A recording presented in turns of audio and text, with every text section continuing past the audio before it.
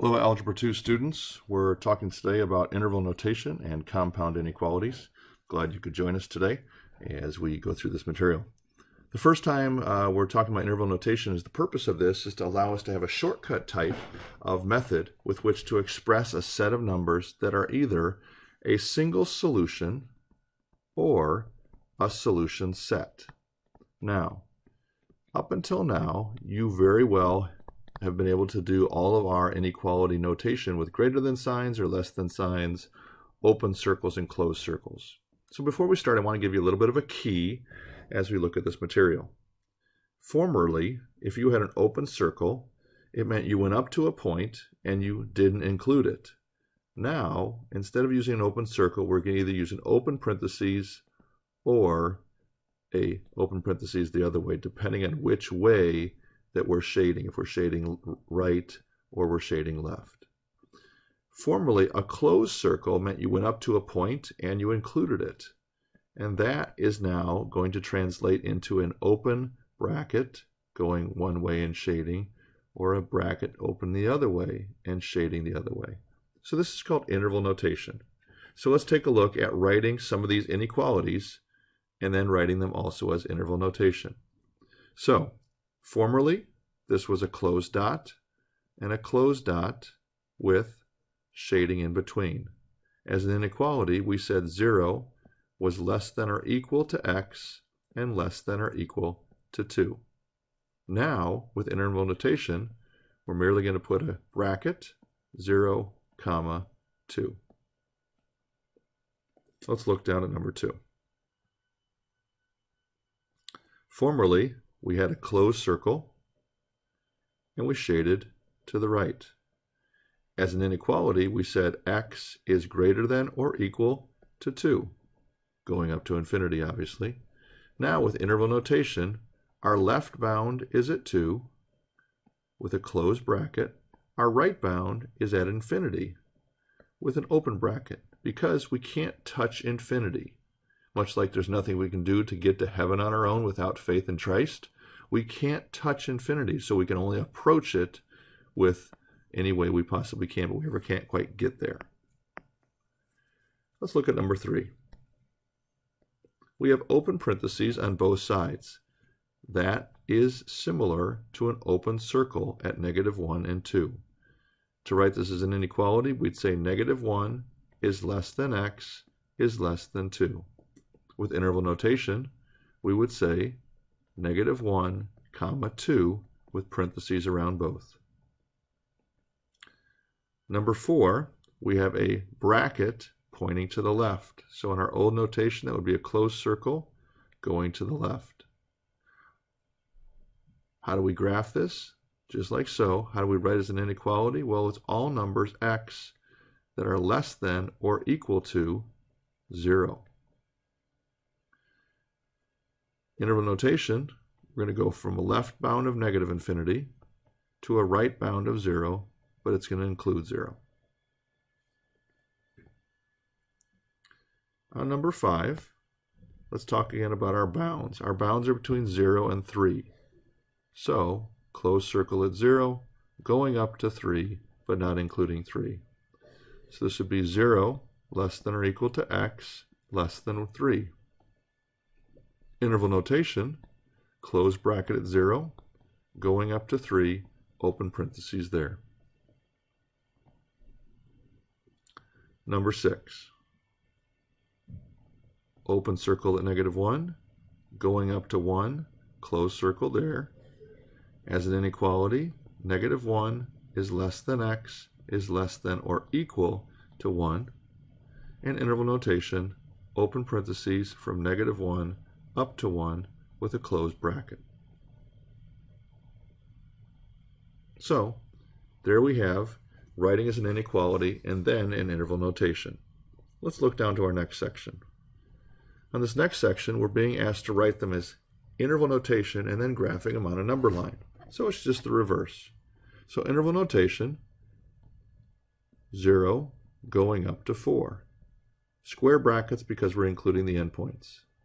Graphing on a number line, very similar, 0, 4, close bracket on each, and then I'm going to shade everything in between. Number 8, we're starting at -1, we're going up to 5, but we're not going to include either endpoint. So -1 up to 5. I hope you see how easy that is to graph. We start at -1, we go up to 5. I'm going to do this with our old system with open circles, so you can see both different styles of shading. Let's look up at number 9. We're going to start at +4. We're going to go up to 6, but we're not including 6. If we're graphing this from 4 to 6, I'm going to do this one using interval notation graphing with a closed bracket there, a parentheses there, and shading in between. Looking down at number 10, we're going to start at -2. We're going to go up to 0, but we're not going to include the endpoints. And then as we graph this, in the same way, I'm going to graph this one with our older style notation, open circles at both, and shade everything in between. Let's look over at 11. 11, 12, 13, and 14 all have no bounds on either the left or the right side, so we'll either be ending or starting at -infinity or +infinity. So for x is greater than or equal to 4, that means we're going to start at 4 and go up to infinity with the open parentheses there. How do we shade this? Very simply, we're going to start at 4. I'm going to label that as 6 just for reference. I'm going to put a closed bracket there and shade everything up to the right.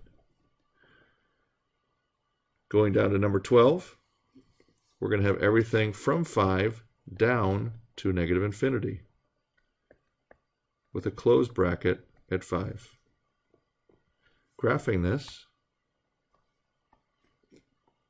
here's our value of 5, here's our value of 0.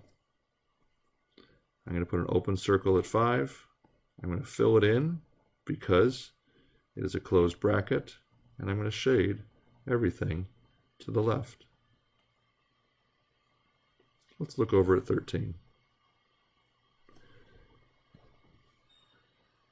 We're going to start at -infinity. We're going to go up to 4, realizing it's negative, with an open parentheses on both. And I think by now you're starting to see how these shade. Parentheses, shading down to the left. Looking at 14, we're going to start at 1. We're going to go up to infinity, open parentheses on both because they are not including the endpoints. And then our graph will merely start at 1 and it will go up to the right. I'm going to do our new style with interval notation here and shade up to the right. So I just want you to be comfortable using interval notation as you best can for these problems. This final little section at the bottom gives us interval notation and asks us to write it as an inequality and then graph it on a number line. So this is our problem. 2 is less than or equal to x is less than or equal to 5. Here we have -3 is less than x is less than -2. At the bottom we have 1 is less than x is less than 2. On 18 we have 0 is less than or equal to x is less than 1. So for each of these, we have situations where it's either less than or equal to, depending on the situation. The graphs of each of these, I think, is very simple, as you would understand. Between 2 and 5, closed circle at both, shaded in between. For 17, open circle at -3 and -2, once again, shaded in between. For 16, open circle at 1 and 2, shaded in between.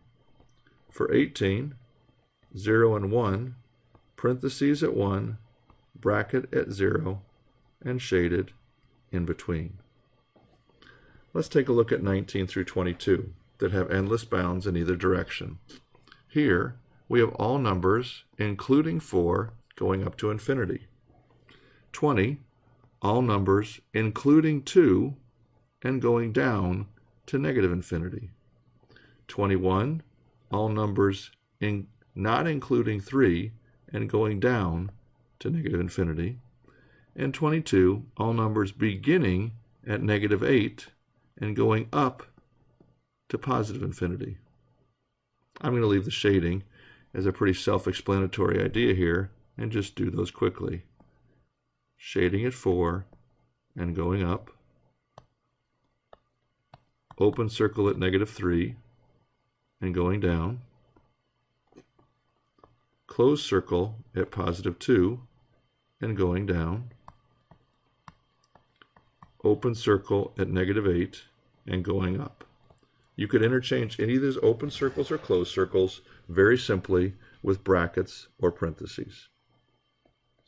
On the next page, I have a worksheet for you that allows you to have 2 of the 3 areas blank given any one of the other parts, either the inequality, the interval notation, or the graph. Your goal would be to fill these out as best you can, and then look at the following page to see if you agree with the answers I've given you. And here's the answers on the following page. All right, now let's look at compound inequalities as the second part of our lesson for today. A compound inequality is a pair of inequalities that are joined by either and or. Let's talk about some words that are associated with and. It could be called a conjunction. It could also be called an intersection. So if I use the word and, or I use the word conjunction, or I use the word intersection, they all mean the same thing. And we can write this with interval notation. For example, negative 4 is less than x, and x is less than or equal to 2, could be written as a compound inequality like so, or as interval notation as negative 4 and 2 with a closed bracket at the back end. I'd like you to notice that the symbol for interval notation is, very simply, an upside down U. So, let's take a look at our next problems from example 1. We're supposed to graph the solution of the compound inequality given below. Well, to do this, we're going to need to solve each of our problems. So I subtract 2x from both sides. That gives me negative 1 is less than or equal to x. And let's look at the other part. I subtract 4x from both sides. That gives me negative 3x is greater than negative 9. Well, when I divide both sides by negative 3, I hope you remember a very special thing is about to happen to the inequality. Do you remember that the inequality changes from greater than to less than? I hope so. That gives us an answer as negative 1 is less than x, and x is less than 3. And as a compound inequality, we can write these all together like so. Let's take this over here and change this now to interval notation. Close bracket at negative 1, up to 3 with open parentheses, and let's graph it with that same idea in mind. Everything in between negative 1 and 3. So we've got a couple different ways we can write our answers. Let's look at example 2. To solve example 2, we're going to have to do 2 different steps. Deal with the 2 connected with the x, and deal with the negative 4. To think through this, I want you to remember PEMDAS. And when we're solving an equation, we're going to do PEMDAS in reverse. So in this case, our adding and subtracting will be first, our multiplying and dividing will be second. With that being said, that means we're going to get rid of that minus 4 first by adding 4. So I'd like you to add 4 to all 3 parts. That gives me negative 2 is less than 2x is less than or equal to 16. Second step, obviously, would be to divide by 2. So we're going to do that to each part, leaving us with negative 1 is less than x is less than or equal to 8. There's our solution. Can you write it in interval notation? I hope so. Parentheses, negative 1, comma, 8, close bracket. Let's come over here and let's graph it. -1, +8, and shade everything in between.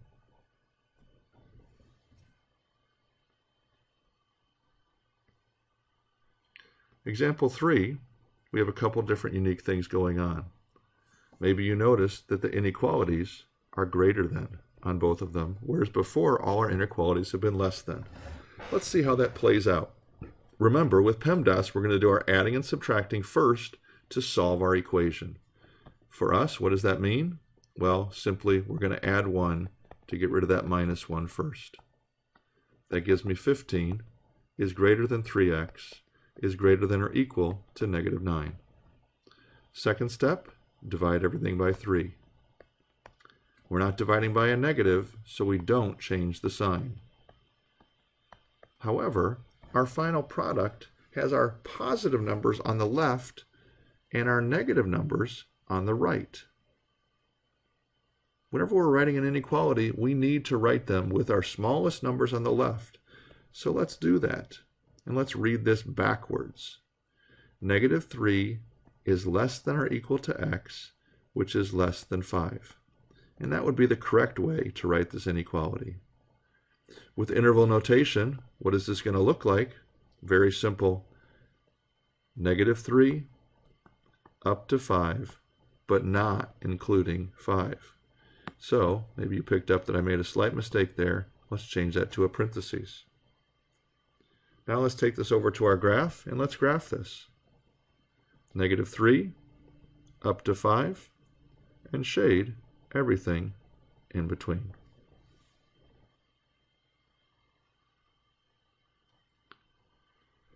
Example 4, we're asked to graph the solution, once again connected by an and sign, and let's kind of walk through this. I'm going to subtract 3x from both sides, so 1 is less than x. I'm going to subtract 2x from both of these sides, so -1x is less than -9. Remember, these are connected with the word and. On the right-hand side, I need to divide by -1. And by now, I know you guys are picking up on the fact that that inequality, therefore, is going to have to change again, giving us x is greater than +9. We combine that with our right side, which says x is greater than 1 and x is greater than 9. I wrote them both with the variable on the left just so we could compare these two. Let's graph this because this seems a little bit different than what we've done in the past. I'm going to graph our first one, our x is greater than 1, using red pen. So that's shaded everything up from 1. I'm going to graph our x is greater than 9 with purple pen. Open circle and shaded up to the right. Now, remember that an and statement is where both must be true.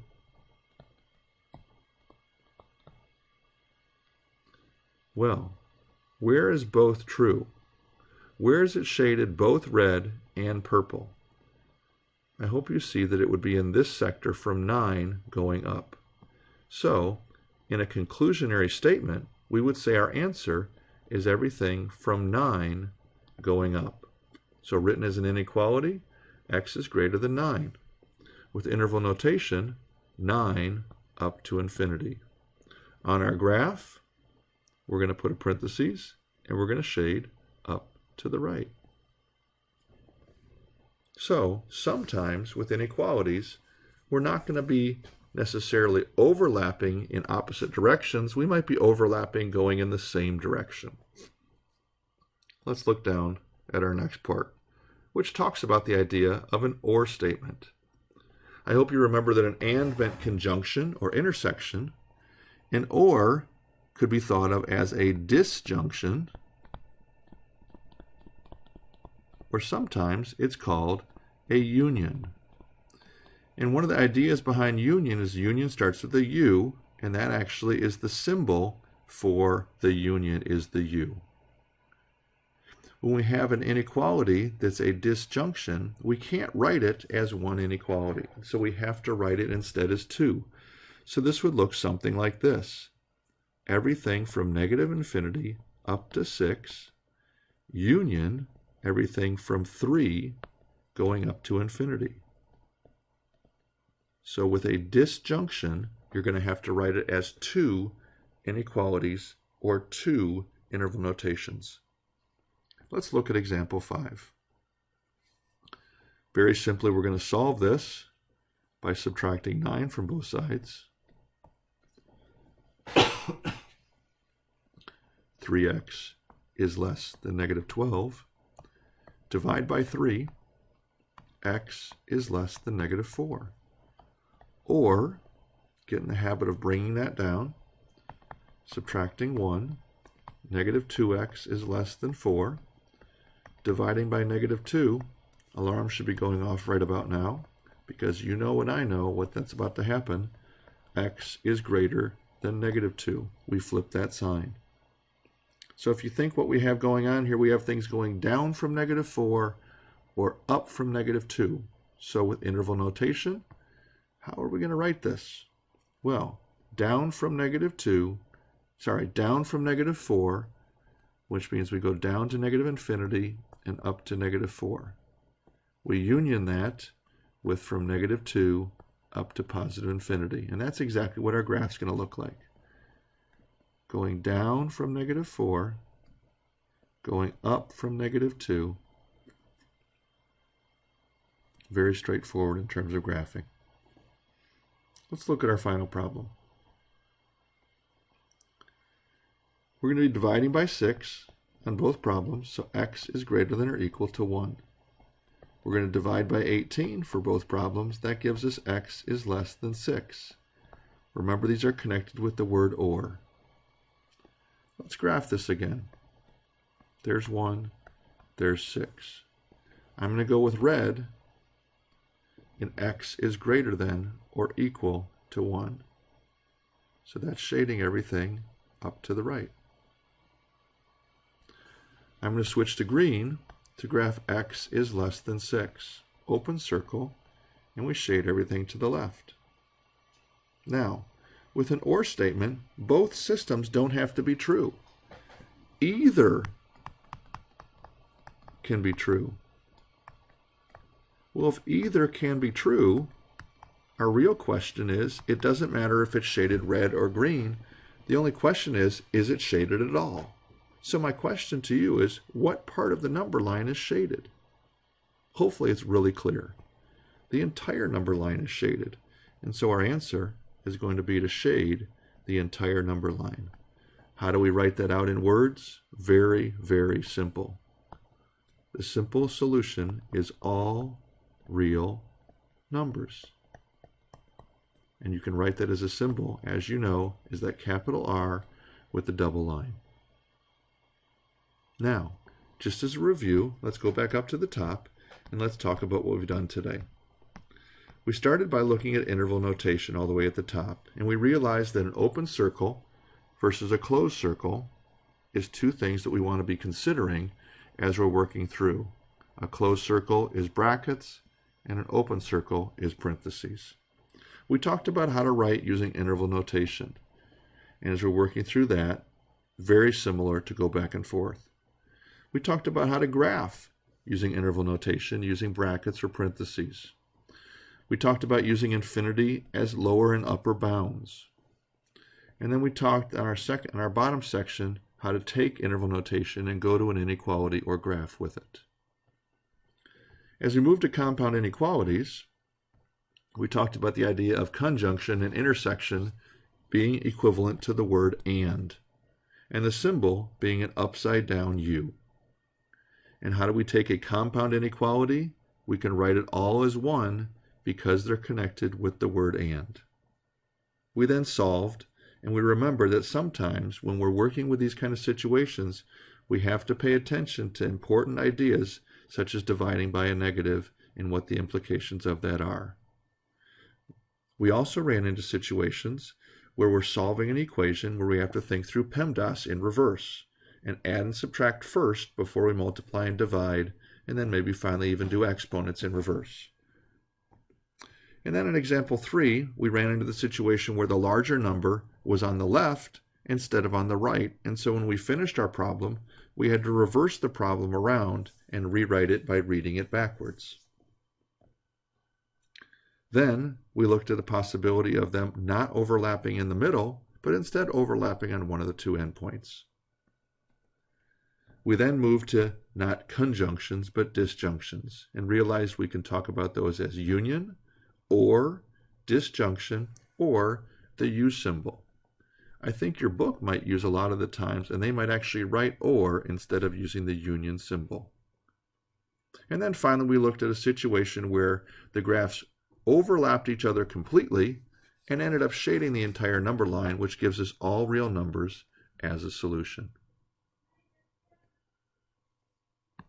This is going to wrap up what we're doing for today.